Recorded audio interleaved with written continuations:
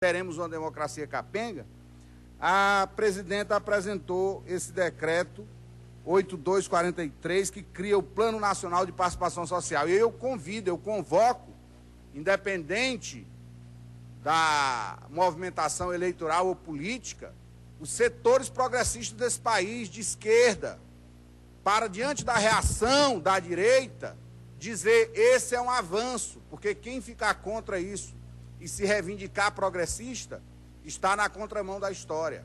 Se cobra tanto que, quando forças de esquerda cheguem ao poder, se aumente a possibilidade do Estado ser modificado com controle social, com participação popular, pois chegou a hora.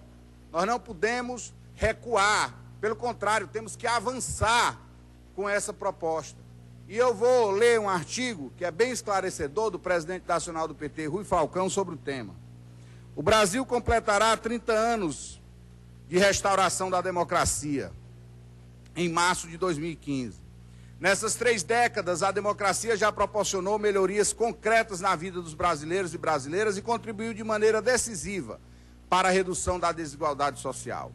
A partir da eleição do presidente Luiz Inácio Lula da Silva, e ficam dizendo que o gigante acordou no ano passado, o gigante acordou mesmo em 2004, quando elegeu um peão de fábrica, não só pela eleição, mas pelas lutas ali simbolizadas para a presidência da República. Aí sim, começa um reencontro do Brasil com o seu povo. Aí sim, um gigante que sempre lutou, o gigante povo brasileiro, mas não tinha tido a oportunidade ainda de comandar o Estado brasileiro, a República Brasileira, para iniciar essas transformações. A partir da eleição de Lula, o fosso, na verdade em 2002, corrijo, o fosso que separa ricos e pobres diminuiu de forma estrondosa, e a política do combate à miséria do país, levada à frente pela presidenta Dilma, é hoje referência mundial. O Brasil cresceu, distribuiu e tornou-se mais justo, distribuiu renda. Sem democracia, nada disso teria ocorrido, mas é preciso ir além. É preciso construir as bases legais e institucionais para a sua consolidação, ampliar a participação de todos e todas os atores e atrizes sociais, cidadãos, movimentos sociais, redes e organizações nas decisões governamentais. É vital para o futuro do país. Não há democracia sem participação e sem soberania popular, como, aliás, preconiza a Constituição Federal.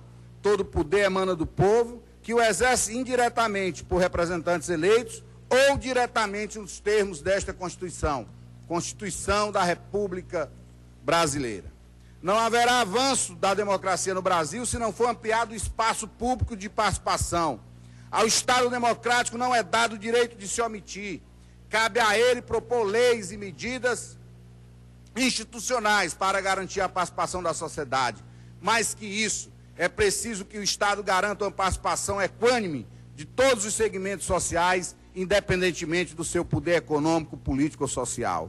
Foi exatamente isso que a presidenta Dilma Rousseff fez ao assinar o decreto 8243/14, criando a Política Nacional de Participação Social, que estimula a participação dos conselhos, movimentos sociais e da população em medidas do governo.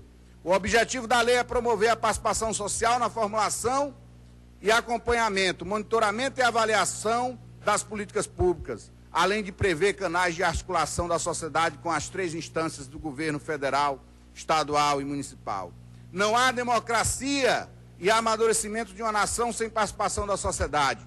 E não há participação sem uma sociedade civil organizada e com canais institucionais para interagir com as decisões do governo, seja no município, no estado ou no país. Importante ressaltar que ninguém será remunerado para participar desse processo de representação. A democracia brasileira somente irá avançar se o Estado propiciar que os cidadãos, entidades e movimentos da sociedade civil influenciem na definição de políticas públicas, seja colaborando, propondo, criticando ou apontando alternativas.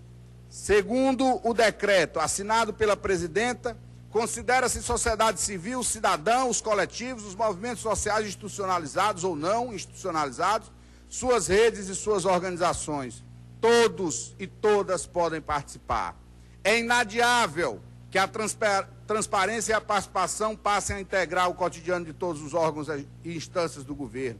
Consultas públicas, audiências públicas, Mesas de diálogo, ouvidorias devem ser rotina no espaço público. O cidadão assim o exige. O diálogo direto vai dar qualidade e legitimidade às ações de governo. O marco das organizações da sociedade civil é exemplo disso. Por meio dele, as propostas da sociedade coletadas em consultas e audiências públicas são incorporadas às propostas do Executivo e encaminhadas ao Senado. O orçamento participativo, implantado em centenas de prefeituras, inclusive na prefeitura do PT em Fortaleza, em uma rica experiência de participação popular, quando conduzida pela ex-prefeita Luiziane Lins, é um dos exemplos de vários que aconteceram no país, foi um exercício profícuo de cidadania e de resultados práticos de parceria entre governos e comunidades. Para vários especialistas, a aliança entre Estado e sociedade civil, criada pelos mecanismos democráticos diretos, é um dos fatores que explicam o modelo de crescimento econômico com distribuição de renda implementada a partir de 2003. A sociedade civil e os governos debateram e consolidaram políticas públicas que influíram de forma direta na melhoria das condições de vida do cidadão brasileiro. Desde o PPA, Plano Plurianual, do governo do presidente Lula, a contribuição da sociedade em vários conselhos, em várias conferências, em várias reuniões, em várias mobilizações, foi vital para a economia brasileira, o desenvolvimento e o combate sem trégua à miséria. A partir do governo Lula, um novo tipo de diálogo foi estabelecido entre o Estado brasileiro e a sociedade civil. Houve um crescimento inegável da participação social nas decisões governamentais. Esse processo avançou no governo da presidenta Dilma, que, mais uma vez, prioriza a participação da sociedade e inova a propor medidas concretas para garantir o diálogo com todos os segmentos sociais. O decreto assinado pela presidenta é mais um passo para ampliar a participação social e consolidar a democracia brasileira.